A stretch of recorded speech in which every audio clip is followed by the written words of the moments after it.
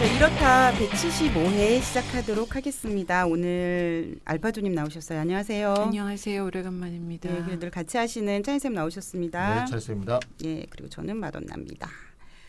제가 오늘 방송 전에도 공공보건의료재단에서 자문회의가 있어서 회의를 하고 왔는데요. 교육 주제를 잡았는데 다 앞에 코로나가 다 그러니까 모든 주제 앞에 코로나 시대의 예. 이게 예. 예, 이 수식이 다 붙어 있어요. 예. 그래서 아이고 참 우리가 이제 코로나를 뗄래야 뗄 수 없는 시절이 왔구나. 이 이런 정도가 생각이. 되면 코로나 맥주가 대박이 나야 되는데 판매가 줄었다니까. 아 그러면 부정적이니까. 그러니까. 이게. 먹기가 깨름직한가 봐요. 제 사람들이. 코로나 맥주 네. 자체가 네. 뭐 개인적인 취향일 수는 있지만 좀 맛이 많이 없어요. 옛날에 레몬 넣어서 이렇게 먹고 했는데 처음 그러니까 왔을 때. 그때는 약 미국에서 넘어온 브랜드다라는 네. 이유로 네. 뭔가 이렇게 레몬도 탁 넣어서 먹으면은 약간 시크한 뭐 이런 게 좀 있었던 것 같은데 근데 코로나 자체 맥주는 맛이 없는 맥주죠. 그에 비하면 이렇게 디스해도 되는 건가? 아니 근데 요즘에 가보니까 그 이번에 아마 이것도 경기 부양책의 일종인 것 같은데 수제 맥주들이 뭐 시장이 완전히 거의 자유화되다시피 한 것 같더라고요. 그렇죠, 맞습니다. 그러면서 맛있는 맥주들이 맞아요. 우리나라에서도 너무 많이 나와가지고 맛있는 굳이- 에일이 많다 보니. 네, 에일 그런- 맥주들이 우리나라 그런 사람들이 라거를 잘 안 먹는 경향이 있죠. 아니 우리나라 사람들 네. 취향이 이제 네. 우리나라 지금 라거비어밖에 없다가 네네. 주로 나오는 수제 맥주들이 거의 다뭐 에일이니까. 에일류인데 우리나라 사람들은 라거보다는 에일을 좋아하는가 봐요. 그런 그래서 것 같아요. 에일이 굉장히 인기가 많고 그러면 뭐 코로나 같은 맥주야 뭐 거들떠도 안 보는 상황인데 아니 어제 제가 물레동 나는 코로나 돈 주고 사 먹는 생각을 해본 적은 없어. 아니- 거둬줘도 먹을까 말까요? 아 정말 방송에 지금 고소 들어가 고소 지금. 네. 아니 어제 물레동 그 핫플레이스를 갔었는데 네. 되게 큰 그 맥주 이렇게 양조하는 막 기계들이 있는 가게가 있는데 거기 앞에 현수막 이렇게 써 있더라고요. 그러니까 2019년 아시아 뭐 어워드 뭐 세계 부분 삼관왕을 했다는 거예요. 거기를 맥주를 한번 먹으러 가야 되겠다 이런 생각이 들더라고요. 아 거기서 먹었다는 게 아니고. 예, 어제는 술 한 방울도 안 먹었죠. 예, 자 우리 어쨌든. 이제 뭐 본론으로 들어가죠. 네. 예, 알바조님 지난번 방송했을 때 우리가 이제 큰 정부 얘기를 했었어요. 큰 정부의 뭐 의미와 역할이나 뭐 이런 얘기들을 했었는데 사실 정부하면 그러니까 이제 재정이잖아요. 그러니까 정부의 역할이라는 게 돈을 얼마나 풀 것이냐 이런 이야기인데 이제 이 추경 예산 편성 앞두고 논란이 많은 것 같아요. 그래서 지금 이제 미국이나 유럽 뭐 선진국에서 경쟁적으로 역대 최대 규모의 적자 재정을 편성해서 경제 추락을 막으려고 하고 있는데 우리나라 상황은 어떤지 좀 궁금해졌어요. 알파조님 어때요? 우리나라 뭐 추경 상황이? 우리나라도 예외가 아니고요. 뭐 다른 나라처럼 여전히 우리나라 돈을 많이 풀고 있는데 사실 뭐 선진국이나 우리나라나 적자 재정 편성의 규모가 엄청나거든요. 거의 역대급인데 이런 정부의 예산 편성은 국회 의회의 그 동의가 없으면 불가능한 거죠. 그래서 정치권뿐만이 아니라 산업계, 금융시장에서도 최근에 이 굉장히 공격적이고 가감한 그 재정 투입에 대해서 반대의 목소리가 거의 나오지 않고 있습니다. 마땅히 정부가 해야 할 일을 하는 것이다라는 이런 암묵적인 전제가 전체적으로 그냥 쫙 펼쳐져 있다 이렇게 볼 수가 있을 것 같아요. 근데 약간 좀 걱정스러운 게 우리나라가 3차 추경 예산을 편성해서 발표를 했는데 이제 선거 끝나고 나서 6월 초에 근데 그 다시 해묵은 재정 건전성 논쟁이 좀 불붙는 거 아닌가 이제 이런 느낌이 살짝 오고 있습니다. 왜냐하면은 보수 언론들을 중심으로 해서 국가 부채가 너무 빠른 속도로 너무 많은 급증하고 있다. 이런 공포스러운 기사나 보도들이 지금 쏟아져 나오고 있는 중이거든요. 우리 청취자들은 지난 방송 들으셨겠지만 유프로님과 나눈 얘기 중에 재정 건전성 관련해 가지고 얘기를 나눈 이제 부분이 있긴 했었는데 여전히 여론은 빚을 자식들에게 물려줄 거냐 후세대 어떻게 하려고 지금 이렇게 돈 풀어도 되는 거냐 이런 이야기들을 많이 하면서 사람들이 이 공포심을 갖게 되는 거예요. 네, 이게 저도 아주 일반적인 경제 아무 관심이 없는 네. 아주 그냥 보통 사람들하고 젊은 사람이던 얘기를 원래 노인네들은 우리 어른 세대들은 돈이 없어서 늘 아껴 쓰고 전략하는 삶을 살아왔던 사람들이라 돈이 있어도 못 써요. 우리 늙은 세대들은. 근데 이제 젊은 세대들한테도 이렇게 얘기를 해보면은 정부가 돈을 이렇게 많이 푸는 거에 대해서 이거 좀 문제 있는 거 아니에요? 내가 갚아야 되는 거 아니야? 그러니까 본인들이 이제 뭐 이게 정부가 그 너무 빚을 많이 지면 그 음. 빚은 다 내가 막 갚아야 될 몫이다. 이제 네, 이런 네, 생각을 네. 하고 있는지는 모르겠는데 음. 다들 첫 번째 반응은 그다지 이렇게 정부 잘하고 있다 이런 반응이 나오지는 않아요. 지금까지 어쨌든 지금까지 이제 그렇기는 한데 그 사실 많은 사람들이 공포를 갖고 있는 것 같고요. 정부가 돈을 좀 너무 많이 풀어제끼는 거 아니야? 이제 이런 생각들은 하고는 있는 것 같은데 코로나 바이러스 확산이 이제 처음 우리나라에서는 2월 말, 3월 초쯤이 이제 절정이었었고 그렇죠. 이게 이제 진정될 무렵이에요. 거의 진정이 다 돼가지고 이제 그래프가 확 꺾여서 바닥으로 딱 내려오는 시점이 그때가 한 3월 19일, 20일 이제 요때쯤이었었거든요. 이때 문재인 대통령이 1차 비상경제회의를 소집을 합니다. 일단 이제 이 확진 기세가 확 꺾이니까 1차 비상경제회의를 소집을 해서 중소기업하고 소상공인 도산 위기를 막기 위해서 50조 규모의 민생금융 안정 패키지를 내놓겠다라는 것을 시작으로 해서 이번 5월까지 총 5차례 비상경제회의를 청와대에서 소집을 했고 총 250조 원을 투입하는 코로나 위기 경제 대책을 마련을 했습니다.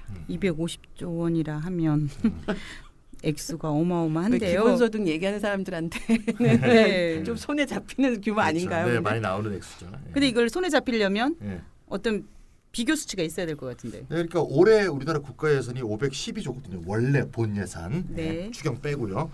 그러니까 예산의 거의 절반 정도의 액수를 투입하는 거고요. 그럼 GDP가 지금 우리가 올해 명목 GDP가 작년이죠. 작년에 1919조니까 네. 우리나라 GDP 한 13% 정도에 해당하는 그런 엄청난 규모다 이렇게 말할 수 있습니다. 네. 1년 본 예산하고 네. 지난해 GDP 비교해 보니까 네. 엄청나죠. 액수가 엄청나죠. 엄청나다는 네. 게 실감이 나요. 네네.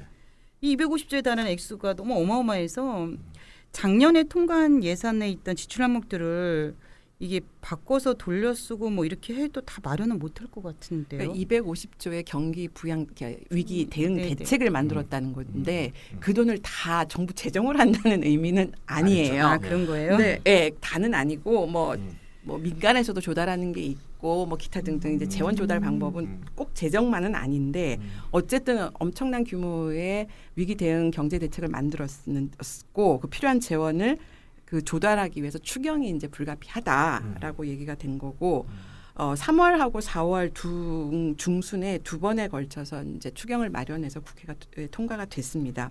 그러니까 1차와 2차와는 근데 비교가 안 될 정도로 큰 규모의 3차 추경안이 이제 6월 달에 나와서 지금 현재 국회 의결을 기다리고 있는 중인데요. 아직 국회가 지금 제대로 작동을 안 하니까 국회 통과는 못한 상태인데 어쨌든 3차 추경안을 포함하면은 코로나 대응 정책 패키지 규모는 250조에서 단지 270조로 일단 더 늘어나고요. 아까도 말씀드렸던 것처럼 250조에 필요한 모든 재원이 재정에서 조달하는 것은 아니지만 어쨌든 야당도 추경에 이제 그래서 추경이 계속 만들어 이제 더 점점 더 큰 규모로 이제 이루어지는 거고 군소리 없이 야당도 지금까지는 잘 협조를 해왔습니다. 다 통과를 시켰고 그러니까 여야 가릴 것 없이 정치권 전체가 적극적인 재정 정책을 활용을 해서 경제를 지켜야 된다 이제 이런 부분에 대해서 다 동의를 하고 있는 것 같고 아마도 상임위 구성이 언제 될지 지금 앞이 잘 안 보이기는 한데 저는 이제 뭐 대충 하다가 합의가 되지 않을까 이렇게 생각을 했는데 아직 오늘까지도 뭐 기미가 안 보여요. 근데 어쨌거나 이제 상임위 구성이 되면은 뭐 가장 먼저 뭐 이 추경안 통과를 시킬 것으로 보입니다. 김종인 비대위원장이 뭐 다음 주 정도면 주호영이 올라오지 않겠어? 아 그런가요? 그러면은 뭐 근데 어떤 6월 어쨌든 조만간. 뭐 우리가 추경 얘기하고 있는데요. 뭐 아시는 분들은 다 아시겠지만 도대체 추경 예산이 뭐냐, 추경이 뭐냐 이런 거는 좀 한번 짚고 넘어가면 좋을 것 같아요. 네, 경제 공부 시간, 경제 공부. 네, 네. 개념 공부 시간. 네. 추경은 이제 추가 경정 예산의 준말이죠. 네. 추경 또는 추경 예산이라고 하는데 예산이 이미 성립한 후에 부득이한 사유로 이미 성립되던 예산에 변경을 가하는 예산을 추가 경정 예산이라고 하고요. 네. 추경 예산은 보통 세입이 예상보다 크게 줄었거나 네. 돈이 잘 안 거치는 거죠. 두 번째는 예기치 못할 지출 요인이 생겼을 때 편성해서 국회 동의를 받아서 집행하는 거니까 네, 네. 이번의 경우는 이제 후자에 속한다 이렇게 볼 수 있겠습니다. 그 과거 정부에서도 추경은 늘 있었잖아요. 있겠죠. 네. 네. 그러면 과거 정부와 비교해서 이번 추경에는 어떤 다른 점이 있을까요? 추경은 상당히 비상시에 사실 그 대응하는 정부 차원에서 대응책이기 때문에 네. 그러니까 예기치 못했던 어떤 그 상황이 벌어졌을 때만 쓰는 거예요. 그래서 추경이 종종 있긴 했었는데 네. 사실 그건 뭐냐면은 그러니까 충분히 예상할 수 있는 일이면은 본 예산을 그 1년 전에 준비를 할 때 네. 이미 그때 그걸 예. 반영해서 그렇죠. 이제 하는 게 맞는 거지. 추경 예산을 계속해서 이제 사후적으로 한다는 건 이 정부가 좀 문제가 있다 이렇게 볼 수도 있는 일이에요. 네. 근데 어쨌든 코로나는 예상할 수 없으니까. 코로나는 진짜 예상할 수 없었던 그러게 말이에요. 일이죠. 네. 그러다 보니까 코로나 때 뭐 많은 부분들이 경제 활동이 상당 부분 뭐 중지된 경우도 있고 하니까 세입도 줄고 또 이 피해가 너무 크니까 이제 지출도 더 늘려야 되는 이런 상황에서 추경이 이제 사실 불가피했죠. 이 부분은. 네. 근데 문재인 정부의 어떤 그러니까 우리나라에서 사실 한 해에 3번의 추경을 그것도 거의 한 달에 한 번꼴로 하는 거거든요. 지금 솔직히 이렇게 3번을 추경을 편성한 것은 1972년 이후 48년 만에 처음입니다. 그러면은 달리 얘기하면 48년 만에 위기다 이렇게 얘기해도 되겠네요. 거의 그러니까 거의 그렇게 보이는데 과연 네네. 그런가는 좀 잘 봐야 돼요. 그러니까 그래요? 실제로 추경을 편성한 걸 보면 그러니까 뭘 우리가 위기의 기준으로 볼 거냐라는 측면에서 보면 그러니까 우리가 실업률 예를 들어 실업률 통계를 보자. 월별 통계가 나오잖아요. 그럼 우리나라 실업이 정말 폭발적으로 증가했냐? 사실 그렇지는 않아요. 그러면 우리나라의 이 GDP 생산이 뭐 선진국처럼 뭐 거의 추락하다시 바닥 모르고 추락해서 마이너스로 확 떨어졌냐? 꼭 그렇지는 또 않아요. 우리 셧다운도 아니니까. 우리나라는 강제 셧다운을 안 한 나라고 방역을 굉장히 잘한 나라기 때문에 경제 활동이 완전 중단되지도 않았고 외국 같은 경우 뭐 5주 6주 동안 사람 집 밖에도 못 나가게 하고 뭐 네네. 이제 그 다음에 슈퍼마켓을 제외한 모든 상점 문을 닫게 하고 막 이랬었잖아요. 근데 우리나라는 그렇지 않기 때문에 직접적인 실질적인 경제적 타격은 선진국 그런 셧다운했던 나라에 비하면 사실 크지 않습니다. 우리나라 OECD 국가 중에서 성장률 이 이제 마이너스를 기록을 하는데 성적 제일 좋은 나라거든요. 다른 나라에 비하면은. 그리고 실업률도 그다지 많이 높아지지는 않았어요. 실업자 숫자도. 이제 그런 면에서 보면 이게 추경이 과연 역대 3번을 걸쳐서 할 만큼 역대 최대 규모로 할 만큼 이렇게 큰 경제적 피해가 있는지는 좀 추후에 다시 검토를 좀 해볼 필요가 있을 것 같고요. 논란이 있을 수도 있다. 나중에 왜냐하면 경제적 타격이 이제 그렇게 크진 않았는데 역대급으로 이게 편성한 게 맞느냐. 그러니까 우리나라에서 가장 크게 문제가 됐던 게 97년도 외환위기 직후였을 거 아니에요. 가장 큰 경제 위기는. 근데 이제 그거에 비해서 훨씬 더 많이 했기 때문에 어쨌든 1, 2차 추경 예산이 23조 9천억 원. 그리고 3차 추경 예산 규모가 35조 3천억 원. 합산을 하면은 올해 추경 예산 규모가 총 59조 2천억 원. 거의 60조에 가깝습니다. 2009년도에 글로벌 금융위기 극복을 위해서 추경 예산을 그 당시에도 편성을 했었는데 그때가 28조 4천억 원이었어요. 그거에 이제 2배가 훨씬 넘는 규모가 만들어진 셈이고요. 그러니까 굉장히 역대급으로 추경 예산을 이제 편성을 한 건 사실입니다. 그럼 왜 그래요? 그래서 세 차례 그러니까 그만큼 이제 돈을 뿌리겠다는 의지의 표현이라고 보셔야 되죠. 그러니까 경제가 실질적인 타격들이 얼마인지에 대해서의 거랑 무관하게 돈을 역대급으로 뿌려보겠다는 의지가 표현이 된 거다 이건. 그다음에 세 차례 추경안을 포함해서 올해 예산이 아까 그 찬희쌤이 본 예산이 512조라고 했었는데 네네. 563조 원으로 이제 늘어나고 작년 예산이 얼마였었냐면은 작년에도 추경이 있었어요. 근데 그렇죠. 그때가 뭐냐면은 한 470조 정도 됐었거든요. 그거에 비해서 거의 100조 원이 그러네요. 이제 내년 예산이 올해 예산이 늘어나게 된 셈입니다. 그럼 이제 또 하나 질문 던질 수 있는 게 이걸로 끝이냐? 지금 저는 더 할 수도 있다고 생각해요. 그러니까요. 왜냐하면은 여당을 중심으로 해서 2차 긴급 재난금 지원하자 이제 이런 얘기들이 많이 나오고 있잖아요. 그렇죠. 거기에다가 코로나 이 전염병이 끝난 게 아니잖아요. 재확산 우려가 지금 다시 제기되고 있고 그 다음에 그 질병관리본부도 그럴 가능성이 뭐 기후랑 아무 상관없이 재확산 다시 올 수 있다. 여름에도 올 수 있다. 이런 얘기를 하고 있어서 만약에 또 사태가 악화되면은 추경 예산 편성하지 말라는 법도 없다라는 생각이 좀 들었습니다. 그리고 물론 추경 예산이 60조 원에 육박한다고 해서 뭐 60조만큼 근데 정부 지출이 또 늘어나는 거는 아니에요. 아 그래요? 그거는 또 왜 그러나요? 왜냐하면은 네네. 아까 추경을 하는 이유가 두 가지라고 있었는데 첫 번째는 경제가 뭐 우리나라 이번 작년에 올해 경제 명목 성장률입니다. 예상을 하고 거기에서 들어올 세수 수입을 이제 계산을 하는 거거든요. 그때 뭐냐면은 우리나라 성장률이 플러스 3% 명목이 3%가 넘는다고 생각하고 예산을 짠 거예요.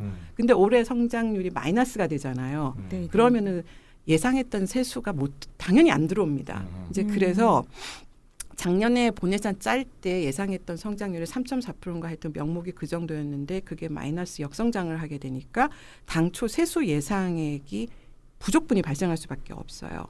그걸 메우는 그게 네. 또 세입 경정 예산이라고 불려요. 그러니까 원래 예상했던 세입이 안 들어오고 네. 그 거기에서 부족한 그 부족분이 발생하는데 그걸 메워야 되거든요. 이제 그것하고 그다음에 원래 기존 사업을 삭감하는 등 지출을 또 조정한 부분도 있어요. 그렇죠. 여기 쓸 거를 딴 데다 쓰는 거죠. 그렇죠. 네. 그것도 다 추경에 포함되고 있기 때문에 실제로 60조 원이 다 그만큼 정부 지출이 늘어나는다 보고 볼 수는 없습니다.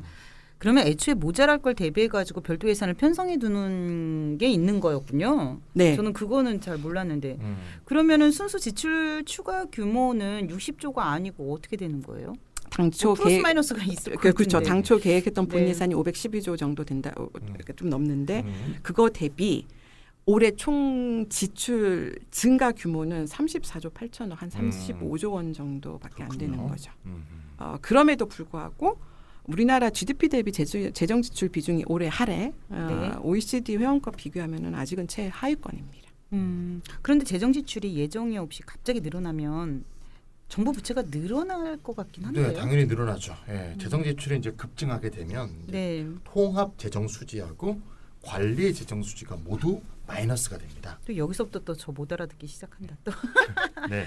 그러면은 통합 재정 수지와 관리 재정 수지가 어떻게 다른 거예요? 수지라는 건 뭐 아시다시피 수입과 지출 네, 수지 계산하는 맞춘다 거, 뭐 수지 이런 맞춘 것처럼. 거고요. 그러니까 네네. 플러스 마이너스 이렇게 통계내는 거고요.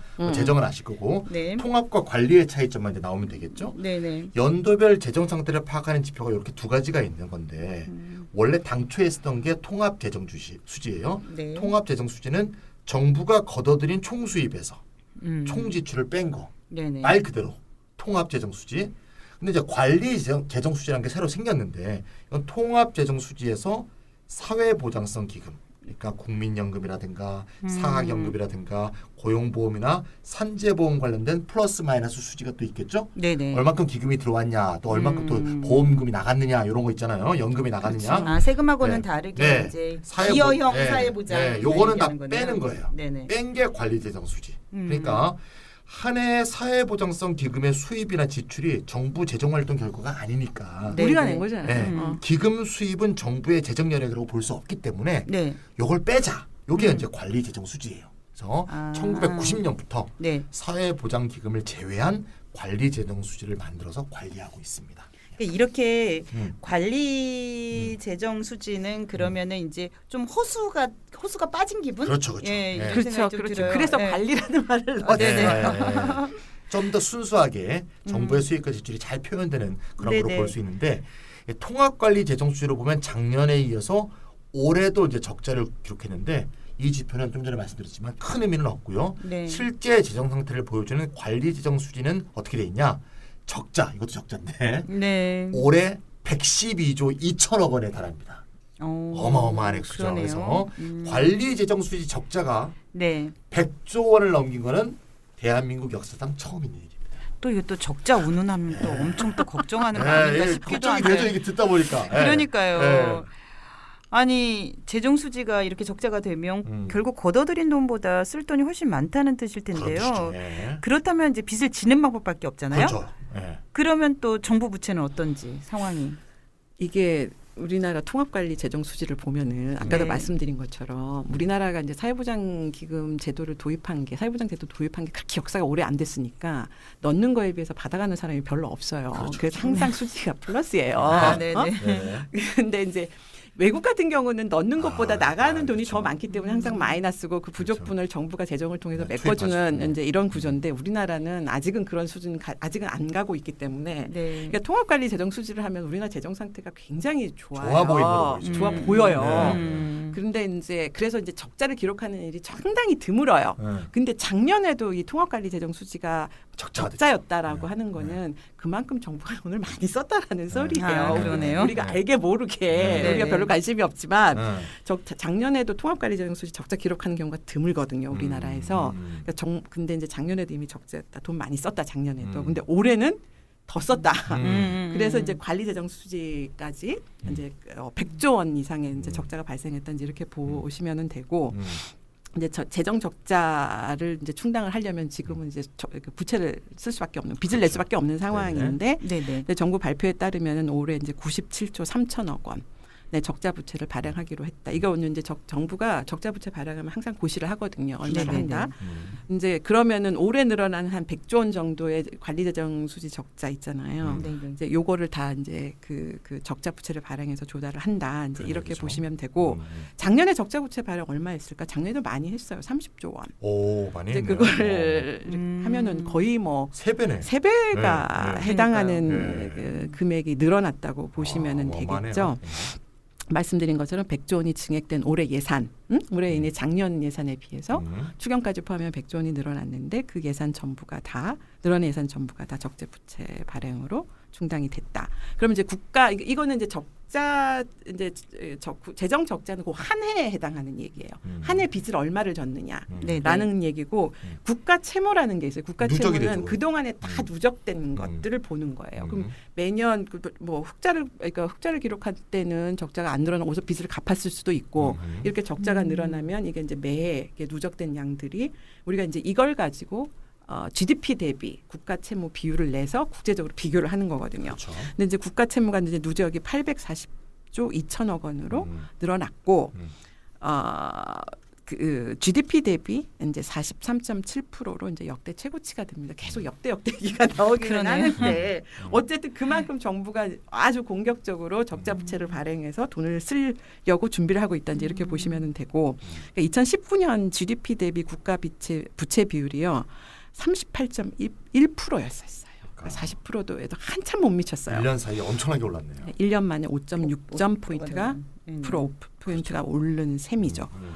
이거는 좀 상당히 많이 오른 거죠. 많이 오른 그 증가폭이 굉장히 높다 이렇게 볼 수가 있고 최근에 국가재정 운용 계획이라는 거를 이제 기재부가 중기로 5년 단위로 이제 발표를 해요. 원래 네.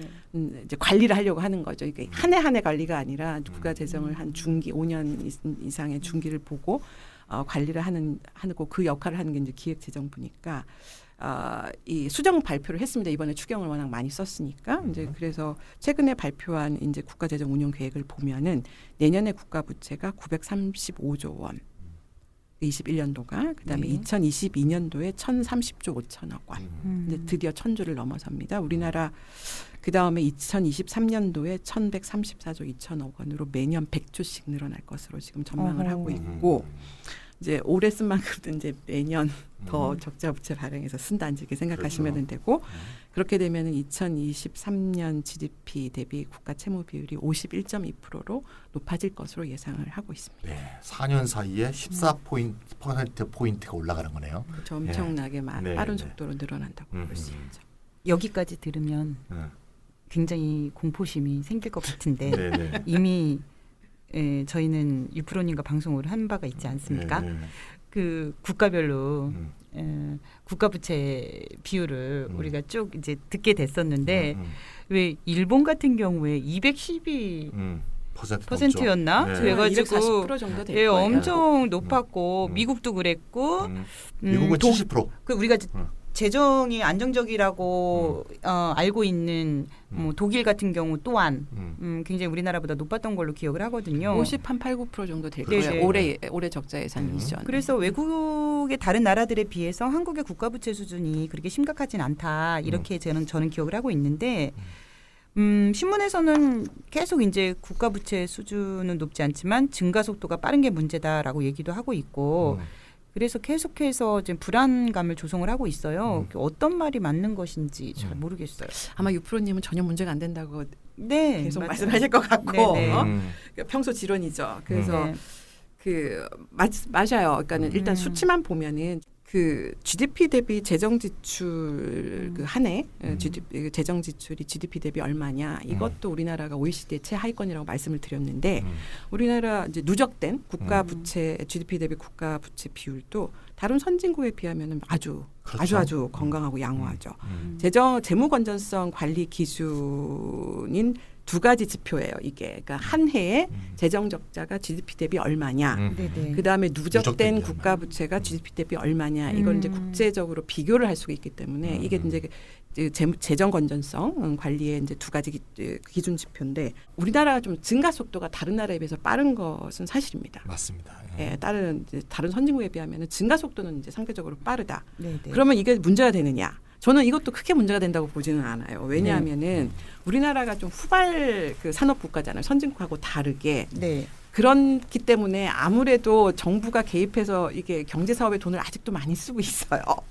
이제 그런 측면도 있는 데다가 사회보건복지제도 있지 않습니까? 사회보장제도가 아직은 성숙 단계에 이르지 않았어요. 그렇기 때문에 다른 선진국에 비해서 돈을 정부가 많이 써야 하는 게 마땅하고 네네. 그다음에 쓰고 있다 실제로 그런 측면에서 보면 증가 속도가 선진국에 비해서 빠른 것 자체는 문제되지 않고 굉장히 당연하고 저는 자연스러운 현상이라고 봅니다. 그래서 물론 보수 언론들이 일단 이 국제 비교에서 국가 부채 비율이 너무 GDP 대비 낮은서 건강하고 양호하다 이건 동의하는데 증가 속도가 많다고 우려를 제기하는데 저는 사실 그 빠른 증가 속도 그 자체가 문제가 되지 않는다라고 보고 이걸 재정 건전성의 적신호 사람들 막 공포심을 유발하는 이제 그렇게 적신호라고 보기도 어렵다. 오히려 재정 건전성 적신호가 울린다. 막 이렇게 공포를 이제 조장을 하면서 정부가 마땅히 써야 할 돈을 안 쓴다. 이게 더 큰 문제다. 그렇겠죠. 맞아요. 라고 봅니다. 그래서 그 올해 적자 왜 그러냐면은 숫자적으로도 이게 봐야 되는데 적자 부채 발행이 크게 늘었죠. 아까 100조 원 정도를 한다 그랬는데 국채 이자 비용이 올해 얼마 정도 되냐면 한 20조 원이 조금 넘어요. 굉장히 작네요. 그러니까는 그래서 그 정부 예산에 그게 어느 정도 되냐면 정부 예산의 대략 한 3.5% GDP 대비 한 1%에도 못 미치는 수준입니다. 부담이 그렇게 얼마 안 돼요. 그러니까 이 정도로 이자가 낮아졌으니까. 그러니까 이자 이게 우리가 이 재정 건전성 기준이 증가 속도만 보면 안 되고 이자 비용 부담 등이 얼마나 되느냐. 정부가 전체 돈을 세수를 이만큼 벌어들였는데 거기에 일본 같은 경우는 거의 30%에 가까운 정도로 이자 비용을 내고 있거든요. 그런데 우리나라 같은 경우에는 예산이 그래도 3.5% 정도밖에 안 된다. 이 정도면은 충분히 우리나라 정부 감당할 수 있는 수준이다. 이제 이 이유는 뭐냐면은 양은 계속 국채 발행 적자 국채는 계속 늘어나는데 조달 금리가 발행 금리가 굉장히 낮은 거예요. 그리고 점차 낮아지고 있어요. 그래서 그렇죠. 부채의 절대 규모는 늘어나도 이자 비용 증가폭은 크지 않기 때문에 얼마든지 큰 문제가 안 된다. 충분히 감당할 수 있다. 그뿐만 아니라 적자 재정의 그 부작용이라고 이렇게 많이 알려져 있는 것들이 있어요. 그래서 막 그 보수 언론들이 난리를 치는 게 뭐냐면은 정부가 빚을 너무 많이 발행하면 민간 그 자본 시장에서 투자자들이 전부 안전한 이 국가 그 채무를 살려고 그런다. 부채를 증권을. 그러면은 민간 시장에서 자금 조달이 안 된다. 이걸 우리가 민간 금융시장 구축 효과라고 크라우딩 아웃이라는 표현을 써서 구축 효과라고 하거든요. 정부가 빚내느라고 민간에 실질적으로 생산적인 투자하는데 돈 못 쓴다. 거기 돈이 안 간다. 이게 이제 구축 효과 때문에 시장에서 금리가 상승하게 되면 민간 기업이나 우리 가게는 더 비싼 돈을 주고 돈을 빌려야 된다. 뭐 이런 얘기도 나오고 정부가 돈 많이 풀면 통화 가치가 하락하니까 인플레가 발생한다. 뭐 이런 얘기들이 다 이제 비판하는 중론인데 그런 일 절대 안 벌어질 거다라는 데 대체적으로 대부분의 경제학자들이 그렇게 보고 있어요. 그래서 GDP 대비 국가 채무 비율이 현재 한 40% 정도도 안 되는 40%대인데 그게 3년 후에 50%대로 넘어가지 않습니까? 네. 그렇게 간다고 해도 우리나라에서의 국가 부채는 우리가 감당할 수 없는 정도의 어마무시한 규모는 아니다라고 생각을 하고 있습니다. 그리고 유프로님도 여러 번 방송에서 강조를 했을 거라고 생각하는데 국가 부채 비율의 적정 수준의 객관적 기준이라는 건 없습니다. 어디까지가 적정하냐. 그걸 판단할 수 있는 기준이라는 게 없어요. 그리고 국가 부채 비율의 절대적인 수준이 아무리 높다고 해서 재정위기가 발생하느냐. 그 상관관계도 없어요.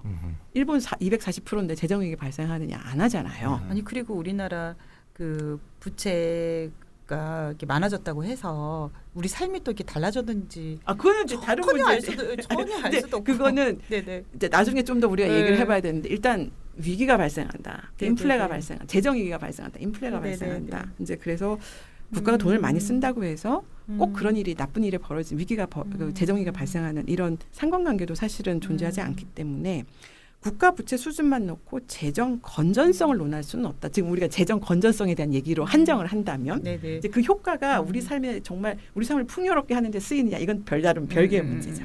그러니까 결국 그 국가 부채 비율, 그 국가 부채 증가 속도만으로는 재정 건전성 여부를 논하는 것은 옳지 않다. 뭐 이렇게 정리를 그렇죠. 해도 그렇게 될 것 같네요. 예, 중간 결론. 네네, 중간 결론. 그 현재 코로나19 상황이 뭐 우리나라에만 있는 것도 아니고 이제 팬데믹이다 보니까 이제 적자 재정 편성이 우리나라만 이렇게 하는 것이 아니라 전 세계적으로 지금 일어나고 있는 거잖아요. 그렇죠. 코로나 팬데믹이 네. 사실은 대공황 수준의 버금가는 경제 위기로 네네. 지금 선진국은 진짜 그래요. 그러니까 그 지금까지 이 선진국의 경제 역사상 이런 식의 경제 충격이라는 게 대공황 빼고는 없었어요. 우리나라랑 조금 상황이 달라요. 근데 선진국은 일단 그래요. 그래서 세계 각국의 정부가 의회의 동의를 받아가지고 역대 최대 규모의 지금 적자 재정을 편성하고 위기 대응에 지금 나서고 있는 중인데 이 천문학적 규모의 적자 재정에 정치권이 이렇게 한 목소리로 움직이는 거는 사실은 거의 전례가 없을 정도로 매우 드문 일이기는 합니다. 선진국도 여당 야당이 진영으로 나뉘어서 그렇죠. 적자 재정 한다 그러면 난리가 나거든요. 난리나죠. 전쟁 치르듯이 이제 싸우는데 그 중에서도 가장 놀라운 변화가 있는 나라를 꼽으라 그러면은 독일하고 미국 이 두 나라를 꼽을 수 있는데 네. 독일은 균형 재정 의무를 헌법에 명시적으로 못을 박아놨어요. 그 정도로 재정 건전성을 성역으로 떠받드는 이런 나라였습니다. 그런 독일에서도 코로나 팬데믹이 딱 터지니까 뭐 정부가 좌고우면하지 않고 정말 한치도 주저함 없이 우리나라보다 더 빨리 네네. 역대급 적자 재정을 편성을 했어요. 아니 그 독일은 말이죠. 거의 기적 뭐 같은 일인 다 아시겠지만 그 옛날 1920년대 때 1차 세계대전 전쟁 배상금 그렇죠. 갚으려고 돈을 막 찍어내 갖고 그래갖고 이제 21년, 23년 사이에 통화 공급량이 7,500배나 늘어났거든요. 75배도 아니고. 네, 그래갖고 뭐 바이마르 정권의 위기 뭐 그런 거 맨날 우리 책에서 배우잖아요. 그래서 하이퍼 인플레이션이 발생했죠. 그래서 이 하이퍼 인플레이션 때문에 결국 바이마르 정권이 망하고 네. 히틀러가 등장했기 때문에 독일 그러면 이 재정 적자 그러면 이건 히틀러하고 이렇게 서로 일랩스가 되는 거거든요. 이건 완전 금기시되는 일인데 미국은 좀 다르잖아요. 뉴딜 정책도 했고 뭐 뉴딜하고 그쵸. 히틀러가 비슷하다는 사람도 있지만 어쨌건 뉴딜 정책에서 보듯이 경제 위기에서 재정 정책을 대규모로 펼치는 게 익숙한 나라인데 맞죠. 그게 참 미국이 독일하고 이게 같은 동급에서 얘기되는 게 조금 저는 이해가 안 되는데 어떤 차이가 있나요 과거하고? 그 미국은 독일하고는 달리 보수당 정권이든 민주당 정권이든 위기가 발생을 한 경제 위기가 발생을 하면은 네. 과감하게 재정을 풀어서 경기를 부양을 해왔어요. 그렇죠. 원래 네, 전통적으로. 원래 전통적으로 그렇죠. 그리고 그 통화 당국인 연준도 열심히 돈을 풀었어요. 뭐 그거는 뭐 민주당이든 보수당이든 상관이 없어요. 근데 놀라운 변화, 미국에서 일어난 놀라운 변화. 경기 부양책을 이렇게 어떤 정권이 내놓으면은 의회에서 전쟁 벌어지지 싸웠는데 그런 의회에서의 극단적 대립이 사라졌어요. 아, 자기가 여당이 되면 하는데 그렇죠. 야당이 돼도 네. 여당의 정책을 그렇죠. 전폭적으로 이게 지지한다. 이제 이 코로나 경제 위기 가장 가까운 위기가 2008년도 이제 글로벌 금융 위기잖아요. 오바마 정권이 이제 들어섰고 2009년에 오바마 행정부가 이 경기 부양 대대적인 경기 부양책을 발표를 하죠. 그때와 올해 3월에 트럼프 행정부가 경기 부양책 을 발표를 해서 의회에 찬반 표결을 했지 않았겠습니까? 그렇죠, 그렇죠. 예. 그걸 딱 비교를 해보면은 미국에서 굉장히 놀라운 일이 벌어졌다는 걸 확인할 수가 있는데 네. 2009년의 경우에는 하원에서 찬성표를 던진 공화당 의원이 단 한 명도 없었어요. 하하. 근데 하원이 당시가 민주당이 네. 많았죠. 많았기 때문에 일단 통과가 된 거예요. 음. 상원에서는 단 3명의 공화당 의원이 찬성표를 던졌거든요. 근데 그나마 그 중에 한 명은 나중에 당적을 민주당으로 바꿉니다. 그러니까 2009년도에 상하원에서 네. 공화당 네, 네. 의원 이제 민주당 행정부였었잖아요. 근데 그때 공화당 의원 중에서 사실상 두 명이네요. 예. 하원 상원을 통틀어서 예, 예. 이 경기 부양책에 반대표를 던진 딱 의원 찬성표를 던진 던진 의원은 딱 두 명밖에 두 명밖에 없었다는 없는 거예요. 거네요. 그런데 2003년에 올해 3월에 네. 케어스 액트라고 하는 이름으로 2.2조 달러의 어마무시한 규모가 한국 돈으로 있었어요. 2,500조네요. 네. 우리나라 GDP보다 훨씬 큽니다. 네. 근데 여기에는 한 명도 반대표가 없었어요. 아하. 만장일치로 통과가 됐어요. 2,500조인데. 네, 그래서 9.11 테러 같은 국가 안보가 위협받는 상황에서도 나 가능한 이런 일들이 지금 일어났다고 볼 수가 있는 거예요. 이게 국가안보가 위협받는 상황이랑 비슷하다고 하면 거의 전시 상황하고 같다 이렇게 생각해도 될 것 그러니까 같은데요. 사람들이 또 바이러스에 대한 공포가 사람에 대한 공포보다 큰 것 같아. 음. 지금 생각해 보면 미지에 잘 보이지도 않고. 예. 근데 이제 이 정도 상황을 이제 살펴보면 초당적으로 적자 재정 찬성 분위기이어서 이제 더 이상 재정 건전성을 논하는 사람들이 없을 것 같은데 가만히 보면 여전히 반대하는 분들이 또 있어요. 있죠. 예. 한국에도 뭐 한국경제신문이나 네. 매일경제신문 그러면 그런 사람들 굉장히 많은데 그러니까요. 이런 상황에서도 이제 재정 건전성에 거의 목을 매는 이른바 재정 보수주의자들이 여전히 건재하고요. 보통은 이제 국책 민간경제연구소라든가 네. 아니면 대학의 경제학자들 특히 미국에서 유학하신 분들 이런 분들이 제일 많고요. 친기업 경제 전문 매체라든가 보수 언론이 거기 이제 확성 역할을 해서 이걸 이제 막 퍼뜨리는 거죠. 네. 우리나라도 이제 마찬가지인데 이게 왜 그런가 좀 생각을 해보면 이 공부하신 분들은 한번 어떤 이론이 옳다. 그럼 조차로 입장을 안 바꿔요. 특히 이게 어릴 때 공부한 거를 거의 이게 평생 갖고 살죠 보통. 네, 거의 네. 절대 안 바꿔요. 바꿔죠. 절대 안 바꿔요. 세상은- 성향은 절대 그렇죠. 안 바꿔요. 세상이 뒤집혀도 자신의 신념을 버리는 일이 없고요.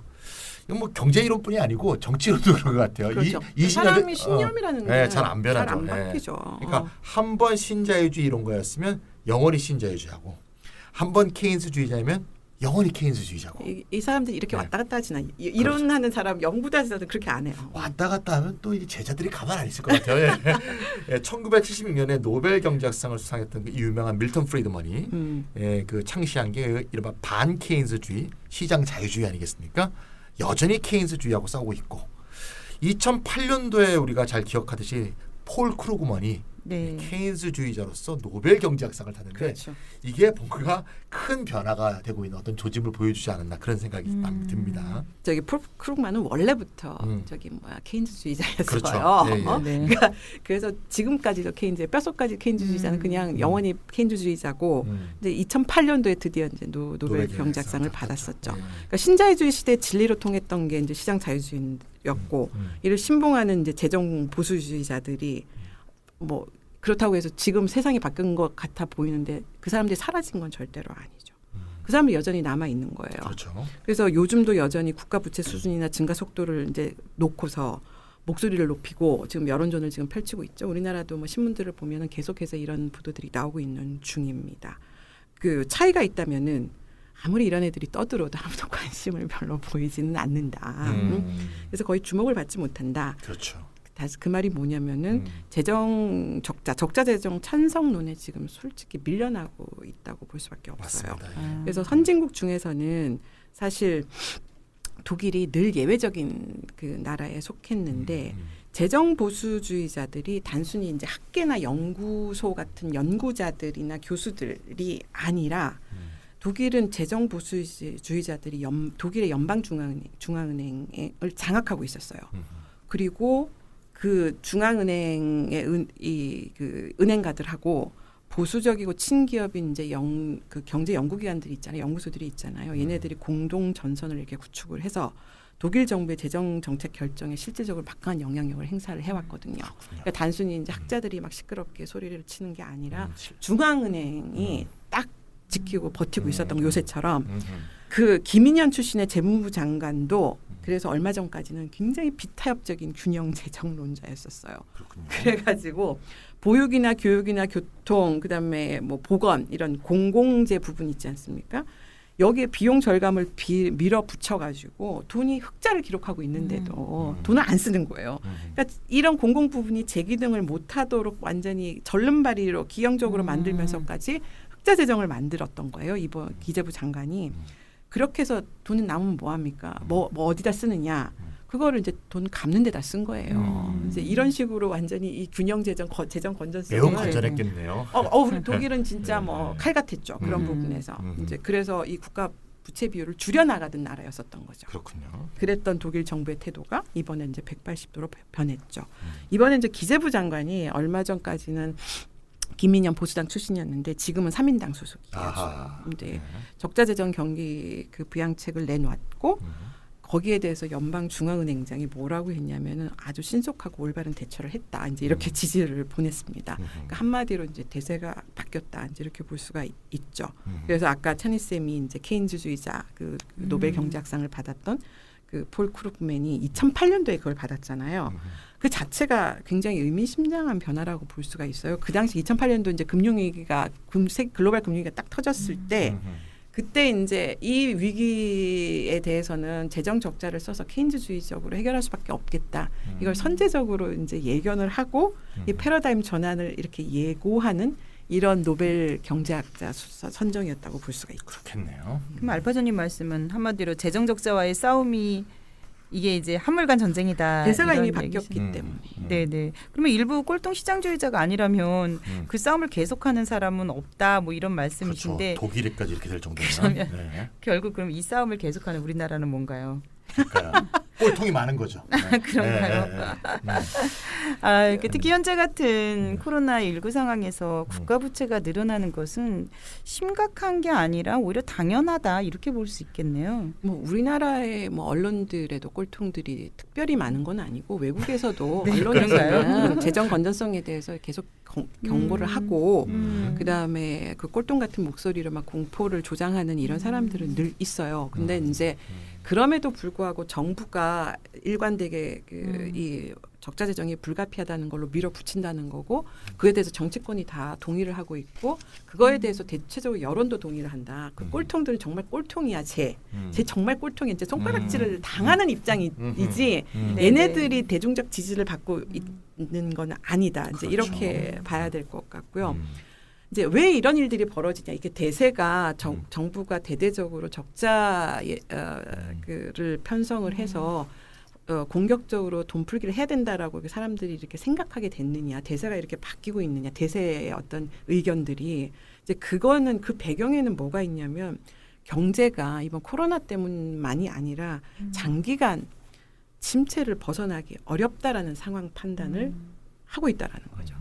거기에 거의 전 세계가 공통된 인식을 갖고 있다. 이제 이렇게 봐야 될 것 같고 이제 그러다 보니까 미국의 연준 의장이 얼마 전 며칠 전에 그랬죠. 제로 금리를 미국은 원래 제로 금리가 아니었었어요. 근데 이번에 코로나 때 금리를 제로로 내렸죠. 그러면서 2022년까지 제로 금리를 유지하겠다 이제 이렇게 밝혔고요. 최소한 22년까지는 경제 엉망이다. 경제 힘들다. 이제 이런 얘기를 미리 입장 그렇게 밝힌 거나 마찬가지고요.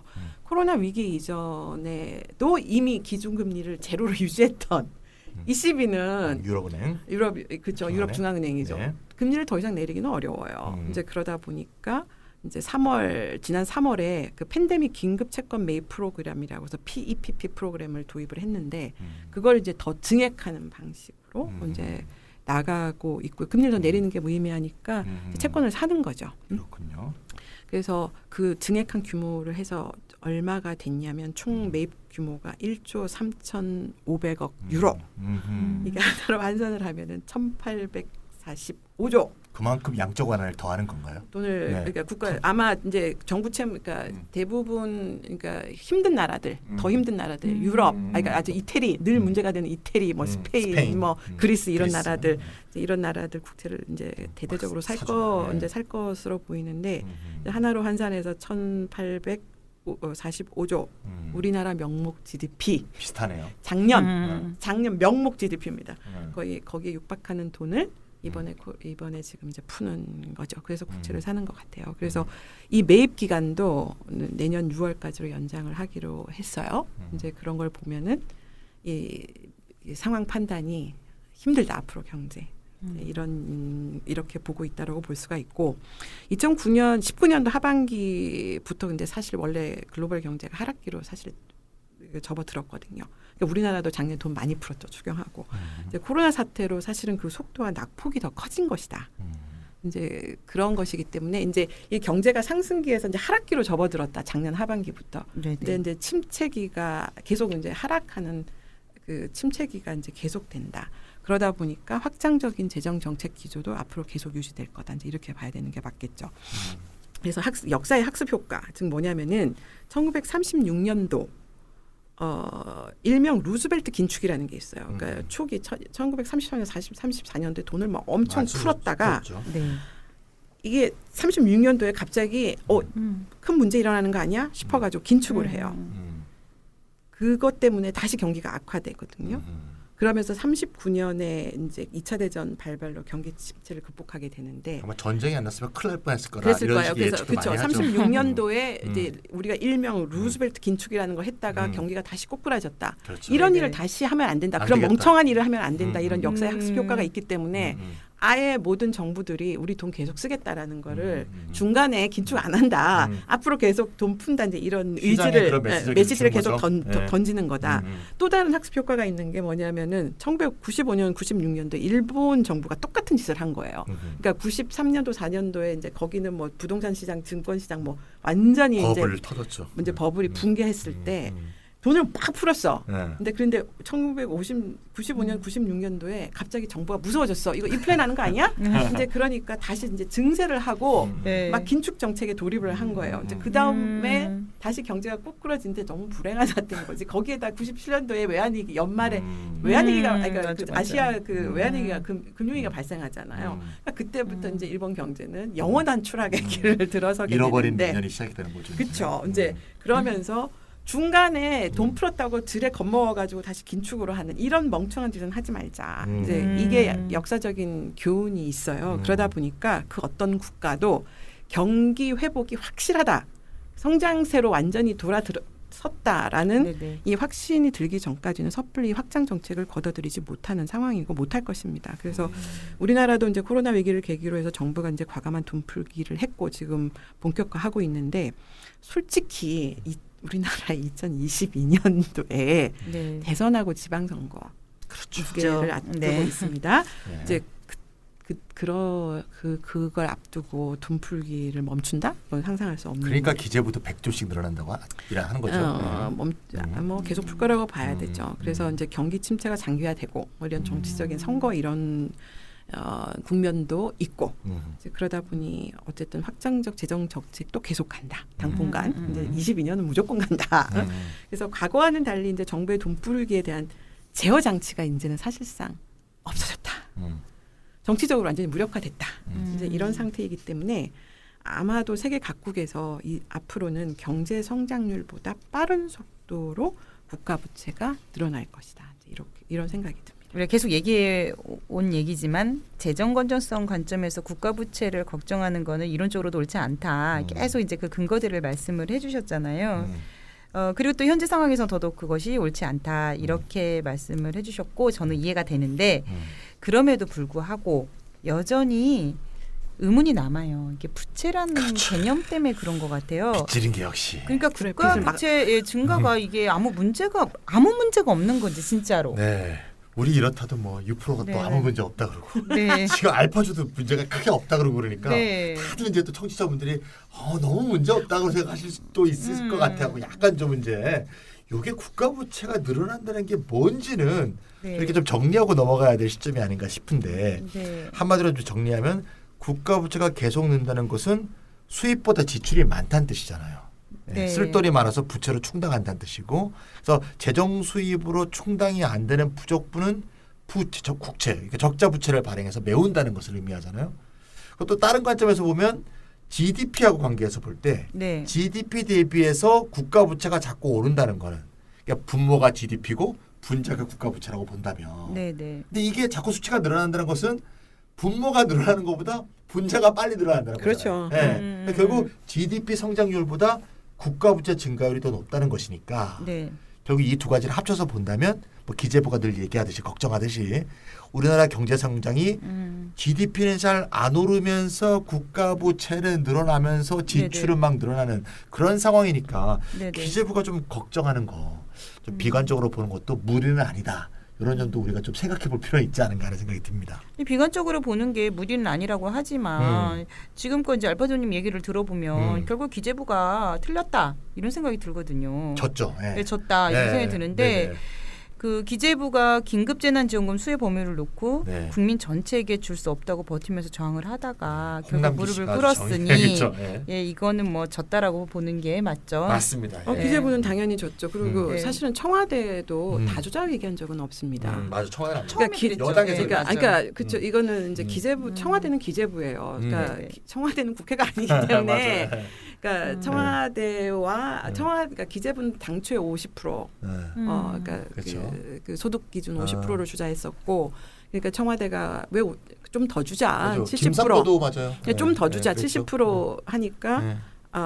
이제 그 국회에서 여당이 다 주자, 다 주자, 100% 화가 다 주자 났죠, 이제 여당이. 그래서 이제 막 밀어붙이고 이제 선거 전에 정부가 이제 어쩔 수 없이 뭐 손을 들고 백기투항을 하면서 다 주자 이제 이렇게 바꾸고 약간 우려스러운 부분에 대해서는 우리 기부하자 이제 이렇게 해서 다시 걷어들이자 이제 이렇게 하면서 이제 그 이 전쟁을 벌이다가 이게 그 해소 이제 화해를 한 거죠. 이제 그렇게 해서 다 주는 걸로 했죠.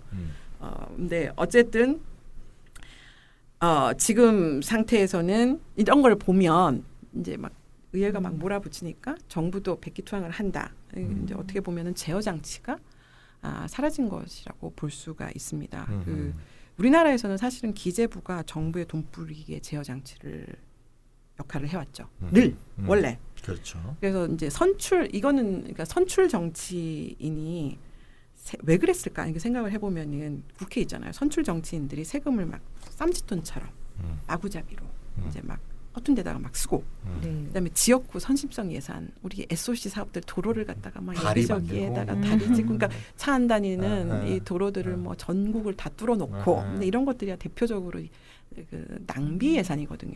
그런 선심성 낭비 예산인데 뭐 이런 것들이 뭐 늘상 있는 일이다 보니 이런 것들을 남발하는 걸 막는 게 기재부가 우리나라를 위해서 애국해야 된다라고 생각하고 그걸 기재부의 애국심 이게 이제 기재부의 미션이라고 지금까지 쭉 생각을 해왔던 거예요. 그러니까 정치인들이 막 돈을 남발하는 것 이거를 누군가 막아야 된다. 그걸 누가 막느냐? 그걸 정부인 기재부에서 막겠다지 이렇게 생각을 한 거죠. 그래서 자기네들이 재정 건전성을 지키는 마지막 보를 하고 이렇게 늘 생각해 왔던 것 같아요. 그게 기재부의 애국심이에요. 그러니까 저는 그것도 일종의 애국심이라고 생각하는 거 있거든요. 그래서 기재부가 그러니까 GDP 대비 국가 부채 비율 한도를 이제 40%로 이렇게 설정을 해가지고 네. 요 수준에서 우리가 이제 잘 관리를 합시다라고 얘기를 늘 해왔던 거예요. 그래서 이제 과거에 어떤 정부가 들어섰던 간에 뭐 우리가 정권이 계속 바뀌어 왔으니까 그렇죠. 어떤 정부가 들어섰던 간에 기재부가 철벽같이 방어 노선을 친 거예요. 40% 관리해야 됩니다. 관리해야 됩니다. 여기에 대해서 군수를 별로 안 했어요. 지금까지 정부가. 그렇죠. 그래서 이제 동참을 해서 항상 이제 우리나라의 재정 건전성이 이렇게 좋은 이유가 GDP 대비 40%를 정부가 잘 순종을 했구만. 이 기재부가 요구하면 뭐 다 순종하고 따라온 거예요. 그래서 우리나라 그 국가 부채 비율이 이렇게 양호한 거예요. 이걸 지켜온 거죠. 그런데 어떤 일이 벌어졌냐면은 이번에 문 대통령이 딱 한마디 했습니다. 너희들이 얘기하는 40%의 근거가 무엇이냐라고 물었죠. 없죠. 그랬더니 그에 대해서 홍남기 재무부 기재부 장관이 대답을 못한 거예요. 대답을 못하죠. 대답을 못했고 없는데 뭐 원래. 대답 못하는 걸로 끝났어요. 그냥 그걸로 끝났어요. 그래서 그 40% 저지선 이거 쓸데없는 걸로 그냥 일거에 저지선이 이제 무너지게 됩니다. 그래서 이제 정부의 돈 풀기에 이제 실질적인 가장 큰 장애물이 이제 없어졌다, 사라졌다 이렇게 보시면 될 것 같고. 우리나라 재정 여력이 사실은 충분합니다. 뭐 다른 나라들이 뭐 60%, 70%, 100%, 일본은 뭐 200%, 240%까지 막 늘어날 때 우리나라는 아주 건전하게 40%로 이제 유지를 해왔던 거잖아요. 관리를 해왔던 거잖아요. 음. 그러니까 남들에 비하면은 당연히 재정 여력이 충분합니다. 그래서 그렇다고 해도 그러면은 마돈나님이 잠깐 우려를 했던 것처럼 케인즈주의자들처럼 아니면 현대 통화 이론처럼 요즘 유행이잖아요. 이 사람들처럼 정부가 돈 풀기를 막 해도 되는 건가? 아무 문제 없는 건가? 그러니까. 이런 질문을 할 수 있죠. 당연히. 왜 100조만 풀어요? 아무 문제가 없으면 정말 한마디로 해서 아무 문제가 없으면 왜 100조만 풀어요? 그러니까 1000조 200 풀지. 그러니까 아니 1000조 왜 풀면 되지. 200조만 풀어? 네네네. 아니 정말 문제가 없으면은 뭐 1000조를 풀어도 되는 거고 다만 1000조가 한꺼번에 너무 많으니까 뭐 5년에 나눠서 매년에 200조씩 해서 1000조 풀겠다 이렇게 할 수도 있는 거잖아요. 근데 그래서 정말 그래도 되는 건가? 그건 한번 생각을 해볼 필요가 있다. 그러니까요. 그래서 적자 재정이나 국가 부채에 대해서 여러 가지 우려의 목소들이 나오는데 이게 사실은 우리나라에서 지금 현재는 해당되지는 않는다. 그럼에도 불구하고 우리가 흘려버려서는 안 되는 것, 버리기 어려운 게 있어요. 근데 그 지적이 뭐냐면은 우리나라는 기축통화국이 아니다라는 거거든요. 다른 선진국처럼 기축통화국들은 자기네들이 필요한 돈을 중앙에서 찍어가지고 써도 된다. 또 우리나라는 그런 기축통화국이 아니기 때문에 안 된다. 이런 근거를 대서 재정 건전성을 걱정하는 나라 사람들이 우리나라에 꽤 많거든요. 왜냐하면은 일본을 예를 들어보면은 국가 부채 비율이 지금 240%예요. GDP 대비. 세계 최고 수준이에요. 뭐 네네. 압도적이에요. 그런데도 재정 위기가 발생한 적이 없죠. 네. 그리고 그다음에 기축통화국으로 인정되는 미국이나 유럽 사용 국가도 마찬가지예요. 국가 부채 비율이 높아진다고 해서 채무 불이행, 이 재정 위기가 내 국가 빚을 못 갚는 사태를 말하는 거거든요. 우리가 이 위기라는 게 빚을 많이 졌을 때 위기는 빚 못 갚는 게 위기인 거잖아요. 그렇죠. 이 채무 불이행에 재정 위기가 발생한 경우가 없어요. 그런데 우리나라는 처지가 좀 다르거든요. 우리나라는 기축통화국이 아니기 때문에 미국이나 일본, 유럽과 같은 그런 나라들과 동등한 지위로 볼 수가 없다. 그것 부분은 좀 생각해야 된다. 고려해야 된다. 왜냐하면은 97년도 외환위기 당시에 우리나라 국가 부채 비율 얼마였는지 아세요? 지난 11%. 방송에서 생각보다 굉장히 적더라고요. GDP 대비 11%밖에 안 11%. 됐었어요. 그러니까요. 그런데도 그거하고 직접 관계가 없는 거죠. 그러니까. 그렇죠. 그러니까. 그러니까 국가 부채 비율이 일본처럼 240%가 돼도 재정위기가 안 오지만 우리나라 같은 경우는 GDP 대비 국가 부채 비율이 11%였음에도 불구하고 채무 불이행 사태가 벌어져서 IMF에서 구제금융 신청을 한 거잖아요. 그러니까 이게 국가 부채 비율 높나지만 놓고서는 이게 좋다 안 좋다를 얘기할 수 없다. 이제 이렇게 봐야 되는 거고 사실 구제금융 이거 우리나라에서 씻을 수 없는 트라우마 아닙니까? 지금도 그 상처가 아직도 남아 있단 말이죠. 그래서 이제 왜 기재부가 목숨을 걸고 국가 부채 비율 40% 지키려고 하느냐 이게 왜 생겼느냐 네네. 이거 그때 생긴 거예요. 그때 이제 그때 11%에서 이제 점점 높아져 가지고 이제 40%로 이제 올라왔는데 거의 한 20년 정도 만인지 40%대로 올라왔는데 그러니까 서서히 관리하면서 40%를 넘어가지 않도록 해온 게 IMF 트라우마 때문에. 그렇죠. 그 때문에 정치권도 그때 너무 상처가 크니까 트라우마를 정치권도 안고 있으니까 그 저지선을 지금까지 존중해 온 것이에요. 그러니까 IMF 위기에서 우리가 봤듯이 기축 통화 국가가 아닌 한국으로서는 이 방심해서는 안 되는 상황이다라는 것은 명백한 사실일 그 점은 좀 수밖에 우리가 없다. 감안해야겠다. 네네네. 그런 거죠. 이 IMF 트라우마라고 지금 알파적으로 얘기하니까 제가 최근에 있는 일이 생각나는데 제가 다음 주 월요일 날 그 기본소득 골든벨이란 거래요. 킨텍스에서 많이는 못 모으고 하여튼 이제 경기도 행사를 하는데 경기도에 제가 사는 출제위원으로 이제 제가 가서 이제 방송을 하는데 재밌겠다. 마지막 문제가 네. 최근에 국제기관 중에 기본소득이 필요하다고 주장했던 국제기관은 객관식이야. 뭐 UN, IBRD, IMF 쭉 있는데 내가 사람들한테 맞춰보라고 이렇게 시켰더니 못 맞추더라고요. IMF를 못 맞춰요. 그러니까 IMF 끝난 거예요 그거? 아니 다음 주 월요일. 아니 그거 이거 방송 다음 주 월요일까지 이거 방송 안 됩니다. 다 미리 알려주는 줄 알고 깜짝 놀랐네. 이게 생방이 아니라서 그러니까 사람들이 IMF가 그때 IMF하고 많이 바뀌었잖아요 지금. 그렇죠. 많이 바뀌어서 그걸 모르고 그만큼 IMF 트라우마가 많으니까 그 나쁜 놈들 IMF가 그 좋은 그치. 기본소득을 주장했을랴 이렇게 생각을 그러니까 못하는 우리나라에서는 거야. IMF는 완전히 역적이지. 역적이죠. 그러니까 역적. 아키 애니미지, 아키 엔젤, 그러니까 적그리스도지. 그러니까 그래서 이제 제가 그걸 맨 마지막 문제로 뽑아서 강남우 이사장님이 직접 출제하고 했거든요. 잘했죠. 제가 그 트라우마가 큰데 사실 그때에 비하면 한국의 대외 면역력은 크게 강화됐고 네. 뭐 상태가 그때보다 훨씬 좋죠. 그렇지만 방심은 이제 금물인 것 같고 네. 어쨌건 기축통화국이 아닌 나라는 경제가 아무리 발전해도 대외 건전성 문제는 거의 원죄에 가깝다. 그러니까 기축통화국을 항상 보유하고 있어야 되고 그거 네네. 자체가 문제가 될 수가 있으니까.